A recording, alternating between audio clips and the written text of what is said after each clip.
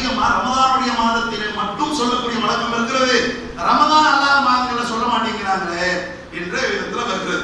நபிகள் நாயகம் ஸல்லல்லாஹு அலைஹி வஸல்லம் அவர்கள் இந்த சஹருடைய பாங்கையை ஏன் ஏற்படுத்தினாங்கிறதை நீங்கள் பார்க்க வேண்டும். சஹீஹுல் புகாரியில அந்த ஆரம்பத்திலேயே வரக்கூடிய பல்வேறு அத்தியாயங்களில் வரக்கூடிய அந்த தகவல்கள் எப்படி வருதுன்னு கேட்டீங்கன்னா, நபிகள் நாயகம் ஸல்லல்லாஹு அலைஹி வஸல்லம் அவர்கள் 2 முஅத்தின்களை நியமித்திருந்தார்கள்.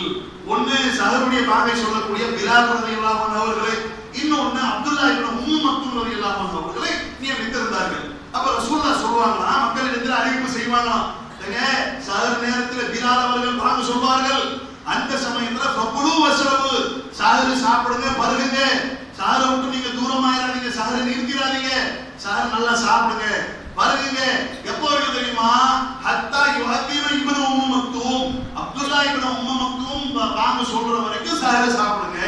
அப்துல்லா இப்னு உம்மு மக்தூம் பாங்கு சொல்லி விட்டார்கள் என்றால் சஹரை நீங்க நிறுத்திடுங்க என்ற விதத்தில் நபிகள் நாயகம் ஸல்லல்லாஹு அலைஹி வஸல்லம் அவர்கள் மக்களுக்கு அறிவுறுத்தி அந்த தகவல் சஹீஹுல் புகாரியுடைய அந்த ஆரம்பத்தில் வரக்கூடிய அந்த பல செய்திகள் நமக்கு எடுத்து சொல்லக்கூடியதாக இருக்கிறது. ஆக அந்த அடிப்படையில் இப்ப நபிகள் நாயகம் ஸல்லல்லாஹு அலைஹி வஸல்லம் அவர்கள் சஹர் உண்ண வேண்டும் என்பதற்காகத்தான் அதை ஏற்பாடு செய்திருக்கிறார்கள். அதே விதமாக இரவு தொழக்கூடியவர்களும் கூட அந்த இரவு தொழுகை விட்டு சஹருடைய அந்த நேரத்துக்கு வந்துடணும், அவங்களும் சஹருடைய என்ற அந்த சுன்னத்தை கடைபிடிக்க வேண்டும் என்பதற்காகத்தான் நபிகள் நாயகம் இந்த ஏற்பாடு செஞ்சிருக்கிறாங்க. இன்னைக்கு மக்கள் அதிகமானவர்களிடத்தில் இந்த சஹரு இஃப்தார் போன்றதெல்லாம் எங்க இருக்கிறது?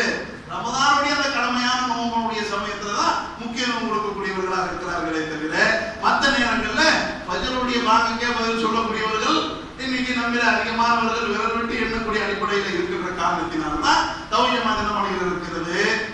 ரமதான் வரைக்கும் இதை நாம் சொல்லிக் கொள்ளலாம் இன்ஷா அல்லாஹ். காலப்போக்கில் இது மக்களிடத்தில் ஒரு வளமைக்கு வந்து சுன்னதான நோன்புகள் அனைத்தையும் கடைபிடிக்கக்கூடியவர்களாக இரவு தொழுகை நிலைநிறுத்தக்கூடியவர்களாக ஆகும்போது இன்ஷா அல்லாஹ் அந்த மாதங்களையும் நாம் கொண்டு வந்துடலாம். தவிர ரமதானுக்கு மட்டும்தான் சஹர் பாங்கு என்பது அல்ல, சஹருக்கு எழுப்ப வேண்டும் என்பதற்காக சஹர் நீங்க செய்யுங்க என்று சொல்வதற்குரிய ஒரு என்ன சொல்வார்கள், ஒரு அறிவிப்பாகத்தான் நபிகள் நாயகத்தினுடைய காலத்துல அந்த சஹருடைய பாங்கு இருந்தது.